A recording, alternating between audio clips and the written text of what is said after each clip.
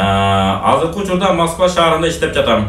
Мекенибизге барганда ата-энемди келиндүү кылсам деген жакшы тилегим бар. Бирок мен жакшы көргөн кыз Жуан.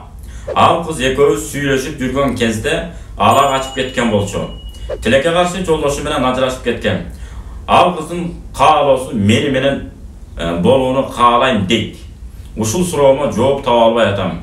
Ата-энеме кантип айтсам болот? Бир баласы бар. Эми шарият боюнча боло берет. Бирок Пайгамбар Мухаммад алейхиссалам хадисте алейкумул абкар. Турмушка чыкпаган кыз балдарга үйлөнгүлө деген. Бирок ошого карабай бир сахаба Жуанга үйлөнөт. Анан айтат, сен эмне Жуанга үйлөнүңбү десе, ооба, мурунку аялымдан калган кыздарым бар эле. Ал кыздарга энелик кылып кете турган тажрыйбасы бар. Күйөөсү өтүп кеткен аял алдым атайын десе, пайгамбар жылмайып күлүп туура кылыпсың деген. Себеби демек сиз турмуш тажрыйбасы жакшы, турмушка көз карашы жакшы деген ниетте болуп атсаңыз, туура эле кыласыз.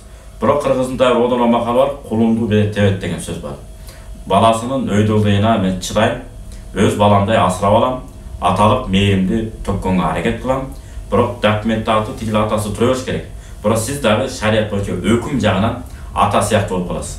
Тарбиясын көрүшүңүз керек, өйдөлдү жагынан бүт бааны мен ыраазымын, камкордук кыла алам дешиңиз керек. Себеби кээде өйдөлдөй болуп калса, ошону мындай болбойбу, тигиндей болбойбу дей турган болсоңуз, эртеңки күнү келинчегиңиз дагы таарынышы мүмкүн. Атаң өз атасы болсо мындай кылбайт беле деген сыяктуу. Ошондуктан кошо асырап алам десеңиз, же балким келишесиздерби, өзүнүн атасына берип сиз муну үйлөнсөңүз, ал боло берет, эмне болбосун. Пайгамбар Мухаммад алейхиссалам деле Хадиче небизге эмне болгон?